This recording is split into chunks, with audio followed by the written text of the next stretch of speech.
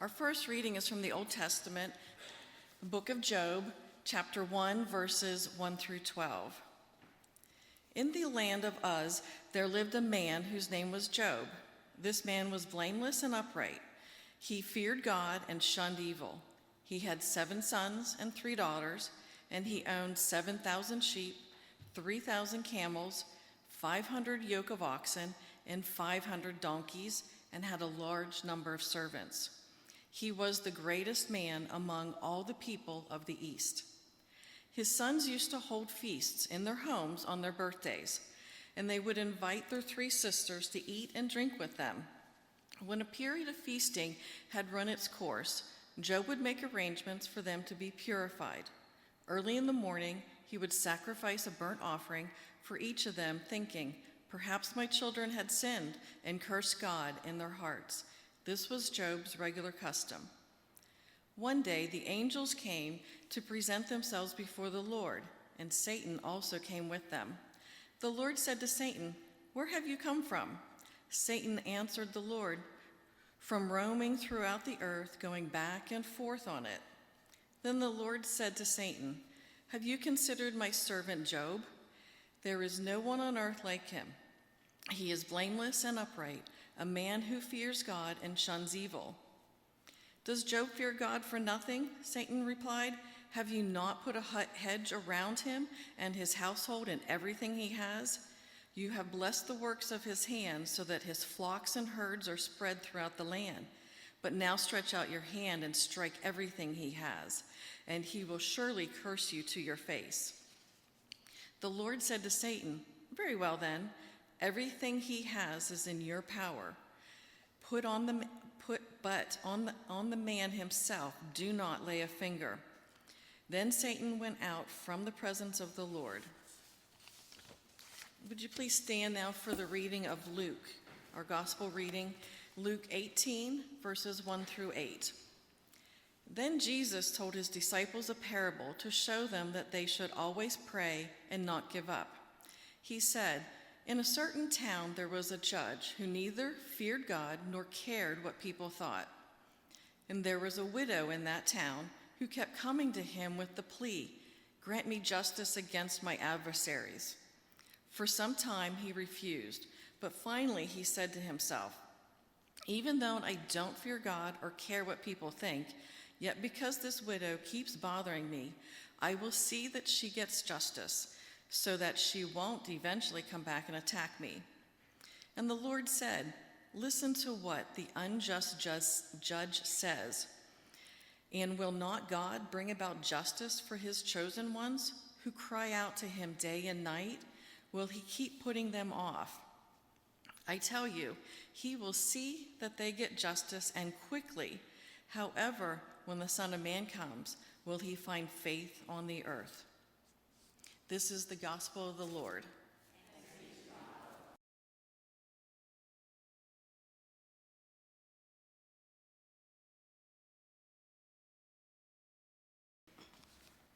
I want to talk a little bit about Memorial Day. I didn't know that the origins of Memorial Day were during the Civil War. Maybe some of you knew that, but during the Civil War, in both the North and the South, people would lay wreaths or flowers on the graves of the soldiers that had died in the Civil War. And after the Civil War, there was in 1865, there was a group of people in South Carolina, Charleston, South Carolina, freed slaves, 10,000 freed slaves, along with some Union soldiers who went to a place that was a prison camp where Union soldiers who had been captured were put in this prison camp in the South. And 200 and some of them died and were buried in mass graves in this prison camp.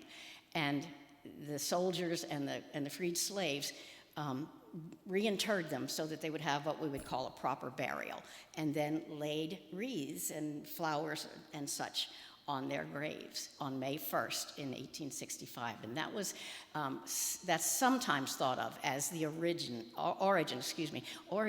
of Memorial Day. Later on in Mississippi, some women got together and decided on that day to lay wreaths and flowers on the graves of Union and Confederate soldiers to kind of talk about Union, to show about Union. And I didn't know any of this. I just sort of fell across it.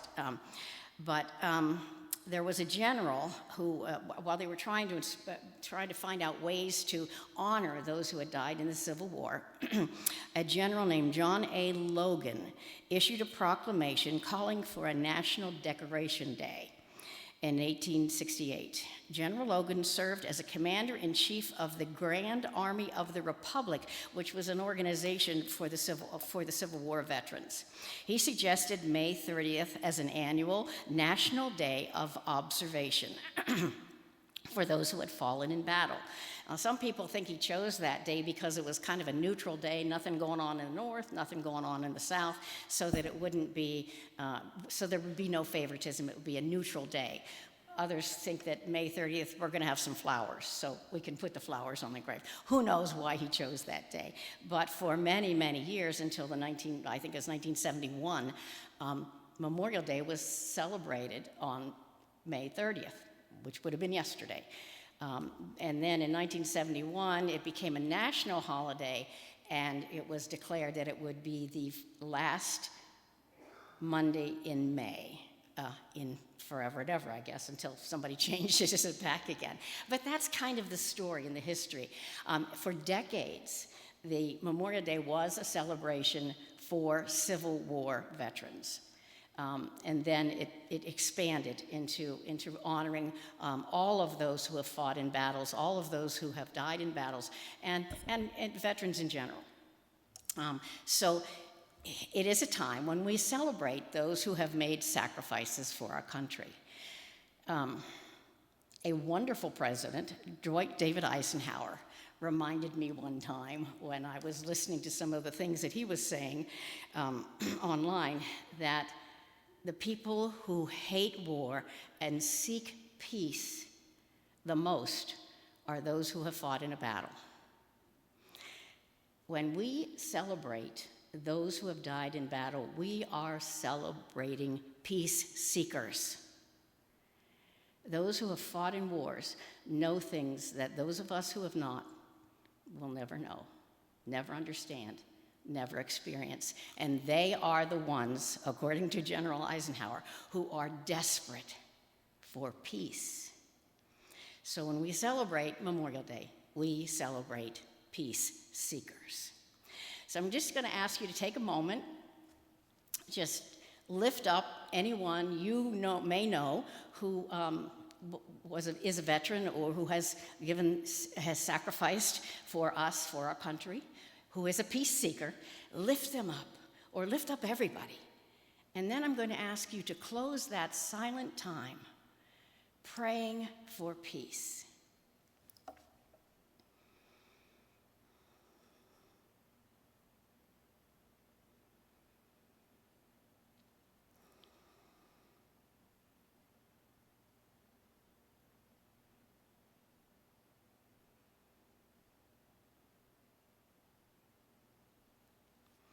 We lift all of this to you, O God, in the name of the Prince of Peace.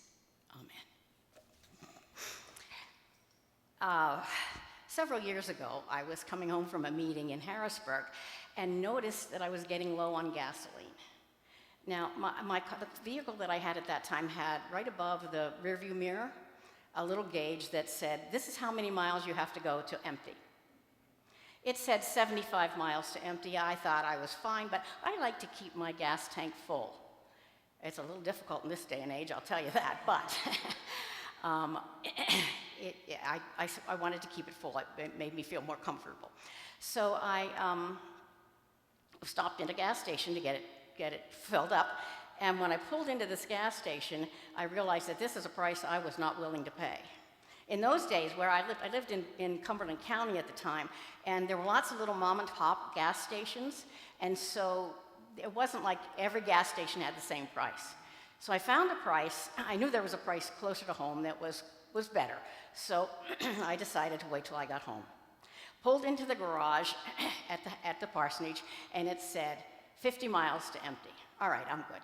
The next time I have to go someplace, I'll leave early, I'll get some gasoline, all will be well.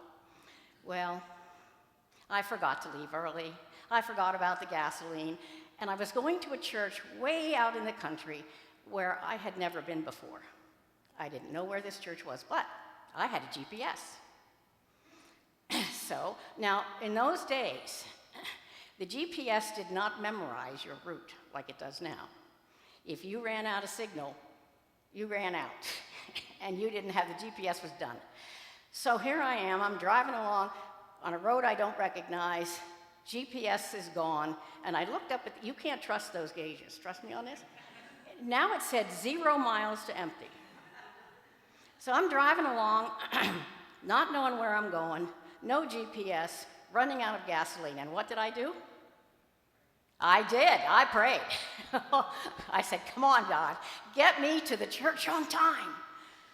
Well, it turns out I got to the church on time, and when I pulled out of that parking lot, I went to the first gas station I could find. It was a mom and pop station, had the lowest price I'd seen in a long time for gasoline.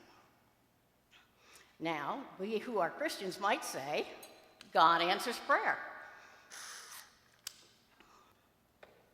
But I have to tell you, if God's going to answer a prayer for me, that's not the one I want God to answer. I want God to answer the prayer when my heart is broken. That's when I want God to answer a prayer. And what I don't understand is why God would answer a prayer about gasoline, but not the one about my broken heart. Why would God do that? Well, I'm not the only one who has that dilemma. There was a pastor who wrote to a clergy publication explaining what was going on in his congregation, asking for help. Help me reach out to these people. Help me figure this out. And his story was somewhat like this. 2 women in his church. One woman we'll call Mary.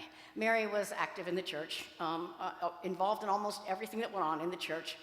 And when she would come to a meeting, often she would bring blueberry muffins for the people at the meeting. Now, Mary's blueberry muffins apparently were famous throughout the area because she made the best blueberry muffins ever. And when she came to the church and brought the blueberry muffins, everybody was so excited because they were going to get these really good blueberry muffins. So it was a good reason to come to a meeting, I guess. And Mary would always tell the story. And the story was, everybody knew the story, but she'd always tell it, and it was such a great story, nobody minded hearing the story. And this is the story. Mary would put out all the ingredients for her blueberry muffins, and then she would pray. God, please help me make these wonderful blueberry muffins. I am giving these muffins to people who are serving you. I want them to be satisfied with these muffins. I want them to love these muffins, and I want them to continue to serve you. Some kind of prayer like that. And the blueberry muffins were always perfect. Now, there was another woman in the church whose name we'll say was Sally. And Sally was also quite active in the church. And she asked the pastor after a prayer meeting where Mary had brought her muffins and told her story. She asked the pastor if he would stay after the prayer meeting and talk a little bit. And so he did. And she said something to this effect: I don't know what to think. I don't understand God. My husband and I prayed for 2 years that our son would come home safely from Iraq, and he did not. Now you tell me why God would answer a prayer about blueberry muffins, but not about my son. Is Mary a better person than I am? Does God love Mary better than God loves me? Are blueberry muffins more important to God than my son? Well, the pastor didn't have an answer, so he sent it to his colleagues. And they answered just like we sometimes do when we have no idea what God is doing, when we just don't understand. Things like, well, you should have gotten more people to pray with you.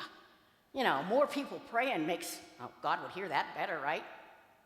I don't know. God would hear that better. Or maybe you should have a little more faith. Maybe you don't have enough faith. And probably the most horrible response is, maybe God said no. And we do that. We do that kind of thing in our brain because we don't understand it, and it helps us feel a little better. It helps us maybe get a handle on what we believe God is doing. But I have to tell you, while those answers might make us feel like we know what's going on, they are not very helpful for someone whose heart is broken. Those are not good answers for someone whose heart is broken. So what are the answers? What are the answers? Well, let's look at the book of Job, because it kind of addresses this in some way. According to the author of Job, God and Satan sometimes got together for a conversation, a little coffee klatch, you know, and they're having this conversation, and God says, look over there at my servant Job. He is so faithful, and he is so good. He prays a lot. He does worship services a lot. He is such a good guy.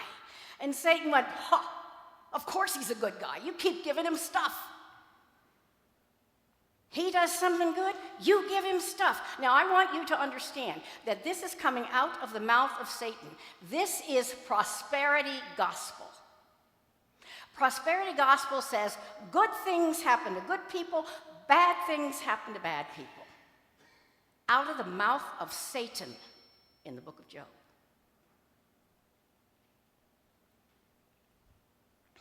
And if you read the book of Job, you read the whole thing. It's a wonderful book. It's a little short thing. If you haven't had a chance to read it, read it. All of the people that encountered Job during this journey where Satan is in charge of his stuff say the same thing. What did you do? What on earth did you do that God is punishing you like that? God's not having it. God is not having it. We tend to like this theology that good things happen to good people and God punishes bad people, rewards good people. We like that theology. You know why? We like that theology because it helps us control God. If I'm really good, no bad stuff is going to happen to me. And if some bad stuff happened over there, well, they must have been really bad. God's not having it. Many years ago, in Altoona, there was an automobile accident where 4 teenagers and a middle-aged woman were killed. The teenagers were in one car, the middle-aged woman was in another. It was a tragic accident. It was just devastating to the community. And then some of the details came out. The teenagers were drinking underage. Bad. They did a bad thing. Bad things happen to people who do bad things. They were driving recklessly. Bad things happen to people who do bad things.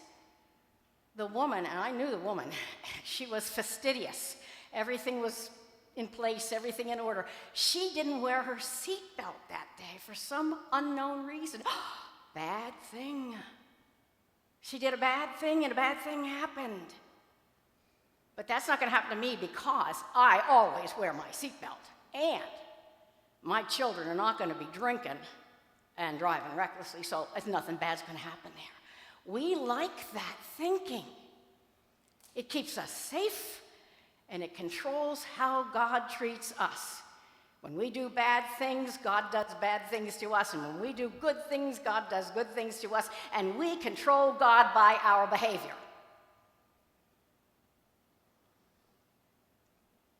We like that. When my husband and I first moved to Port Matilda, his first parish, it was in the 70s, and it was way before the bypass. We lived on Route 220, where trucks and cars, it was highly traveled, that route. And the parsonage was, I'm not good with feet or yards or whatever, but I can tell you, we were not we were less than half a football field away from, our front porch was less than half a football field away from that road. And I had 2 small children and 1 on the way, and I was terrified. I was talking to a woman who came to help us unpack or brought food or whatever about that, and she said, oh, just up the street here, a young girl was killed on the highway. She was an only child. It was tragic. And that just blew my mind. It might have been the hormones because I was pregnant, but oh, I was so devastated by that. And I said, how terrible that must have been. And this woman said, well, we were all devastated by it. It was awful. These people were members of the church. They haven't been back since. And I said, oh, how awful. And she said, yeah, it's a terrible thing, but you have to wonder what they did that God would punish them by taking their child like that. When you take prosperity gospel to its extreme, it is evil. It's no wonder it came out of the mouth of Satan in the book of Job. That's not how God works. God's not having it. So what is it? How is it that some prayers seem answered and we wonder if it's the good people who are getting their prayers answered and the bad people who are not getting their prayers answered? That Mary and Sally comment, when Sally said, does God love blueberry muffins more than my son? Am I not a good person and Mary a good person? That was prosperity theology, and it was horrible to live through. And that's not how God works. I don't know how God works. I'm not going to give you an answer to how God works because I don't know. But here's what I do know. Let's go to the parable. The parable that Jesus told, that was read this morning, was told so that the disciples who were in a very bad place right then because they knew that things weren't going to go the way they thought they should. They were in a bad place, and Jesus told this parable so that they would always pray and not lose heart. Now, the parable goes something like this. There's a widow. Now, in the biblical times, a widow is invisible, and some people think that she was bad because her husband died. Therefore, she needed to be treated badly. So this widow was not treated very well. And she didn't think that was right, so she went to the judge, who finally said, okay, I see you, I recognize you, all right? Now, for years, I just stayed away from that parable, because my interpretation of that parable was this: if I just beg God enough, if I just pray the right prayer, if I just keep on pushing God, God will finally say, okay. That's how I interpreted that parable. I didn't like it. It didn't make me want to continue to pray. It didn't keep me from losing heart.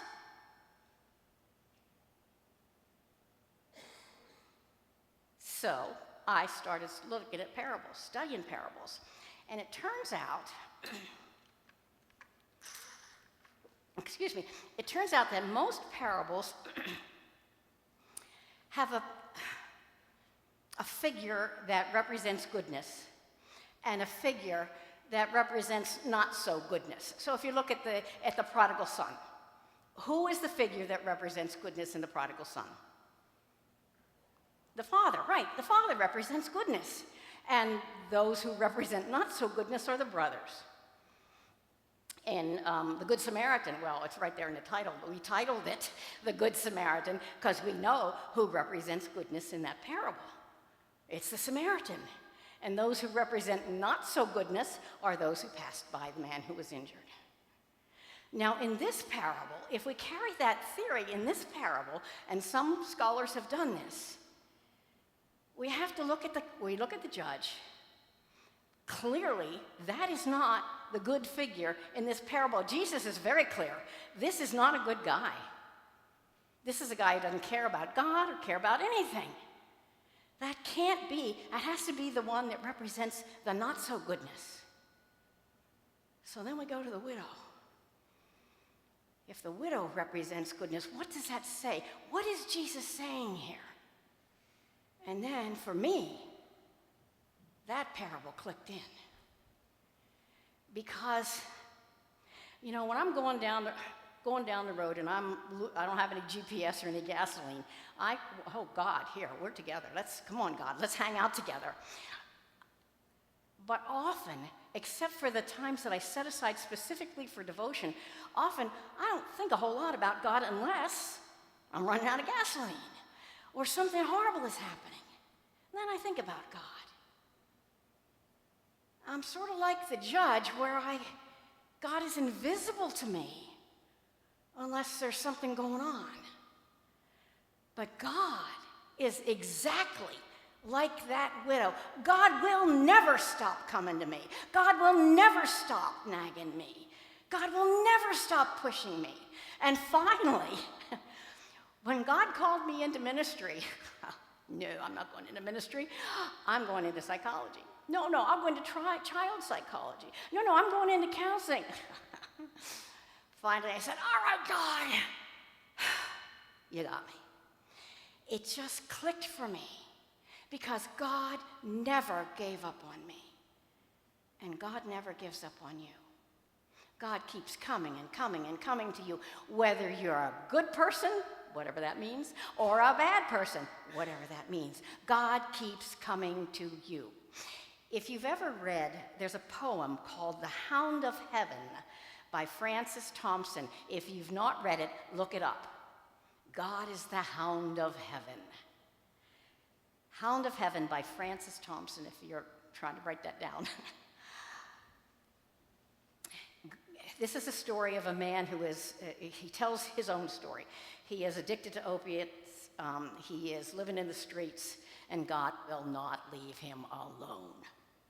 God will not leave him alone. Hound of Heaven. And that's what this woman is, the Hound of Heaven. This widow is one who keeps, and that, honestly, thinking about that, honestly makes me want to pray. And it keeps me from losing heart. I can't answer for you why some prayers seem to be answered and some don't. I don't know why that is.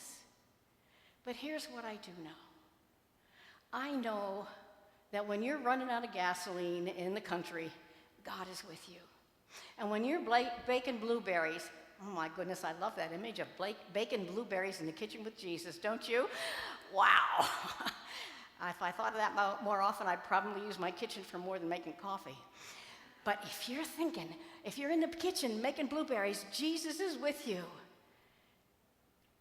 If you're sitting at the side of someone who you love who is dying and your heart is breaking, God is with you.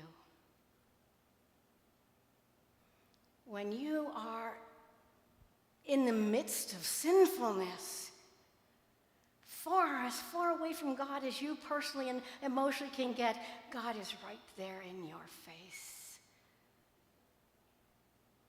When you're living in the streets and broken, God is there. God never gives up on you. Jesus told this parable so that we would continue to pray and never lose heart. And you know, our side of that God with us is prayer. Prayer is not a magic amulet where you just rub it the right way and you get what you want. That's not what prayer is. Prayer is our acknowledgement that God is there. Prayer is our acknowledgement that God will never leave us alone. So if you've interpreted anything I say that means don't pray, that's not what I'm saying at all. Do not ever stop praying. Do not ever sever your side of the connection with God. And do not ever lose heart.